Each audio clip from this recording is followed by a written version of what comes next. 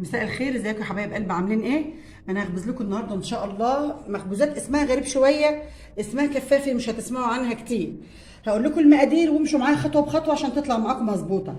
معايا كيلو جبنه حادقه، حادقه مش قديمه ومش فلاحي. قديمه ما تنفعش وفلاحي ما تنفعش، لازم تكون جبنه حادقه. معايا كيلو.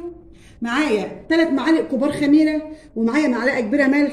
معايا مكون يعني يمكن اسمه غريب على بعض الناس لكن هو معروف.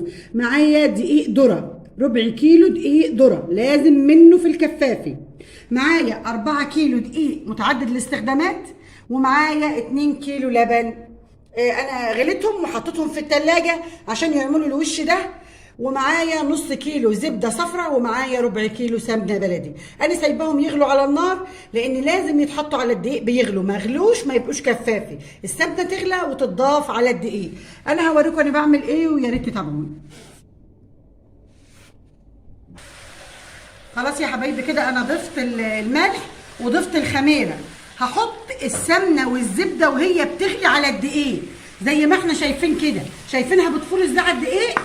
ده سر نجاح الكفافي، لازم السمنه تبقى بتفور بالطريقه دي. انا هنزل السمنه كلها عليها وهوريكم النتيجه في الاخر شكلها عامل ازاي، يا ريت تتابعوني.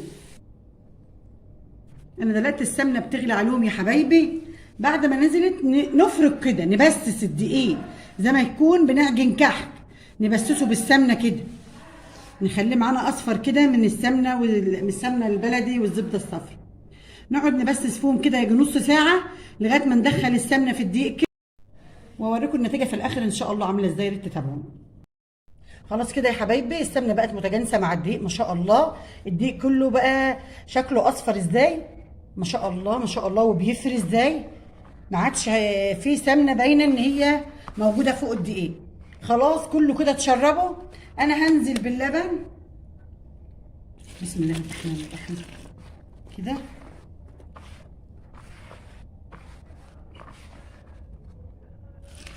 هنزل باللبن عليه. بسم الله الرحمن الرحيم.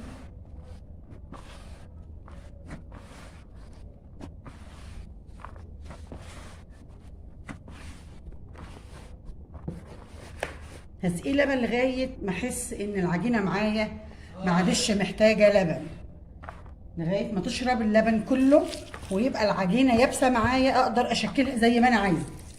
ساعتها الواحد ما عادش يحط لبن، ودي بتبقى عمليه تقديريه للي بتعجن. ما شاء الله انا حاطه دقيق متعدد الاستخدامات، له عرق ما شاء الله اهوت وبيشرب معايا لبن. انا هكمل العجينه بالطريقه دي واوريكم شكلها في النهايه عامله ازاي. خلاص كده يا جماعه ده اخر حاجه في العجين. انا هشهد قدامكم، اشهد ان لا اله الا الله وان محمد رسول الله. اشرب شرابك مع عذاب لعذابك، يجعل فاطمه بنت محمد صلى الله عليه وسلم عجنتك، ومحمد صلى الله عليه وسلم كيالك. سرحوك على ظهور الرجال جابوك على ظهور الجمال، فقولوا تشهد ان لا اله الا الله واشهد ان محمد رسول الله. خلاص كده يا حبايبي هو كده اكتفى ما شاء الله. العجينه بقت زي الملبن في ايدي. انا هقلبها على الناحيه التانيه وهغطيها 10 دقايق وهشتغل واوريكم النتيجه عامله ازاي. خلاص يا حبايبي الخميره مشت في العجين، وانا عملت التقرصه بالحجم ده، هو ده حجمها اللي انا عايزاه. هبطط قدامكم واحده واعرفكم وش الكفافي بتحط عليه ايه. ما شاء الله العجينه عشان واخده حقها ماشيه معايا.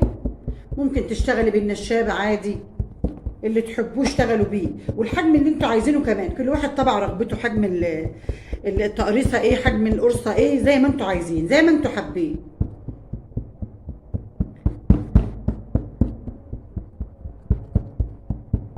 خلاص بقى هو ده الحجم النهائي. انا قطعت الجبنه وحطيت عليها سمنه بلدي، قطعت الجبنه صغير كده وحطيت عليها سمنه بلدي.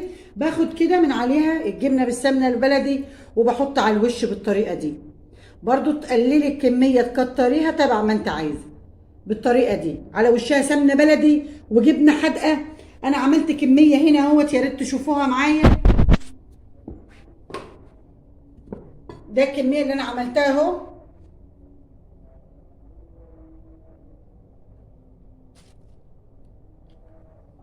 انا هخلص الكميه اللي معايا كلها بالطريقه دي وهوريكم في الاخر النتيجه شكلها عامل ازاي.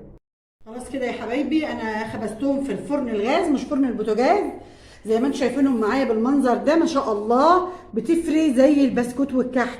اعملوها بالطريقه اللي انا قلت لكم عليها، وما تنسوش تشتركوا في القناه وتعملوا له لايك، واشوفكم في فيديو جديد.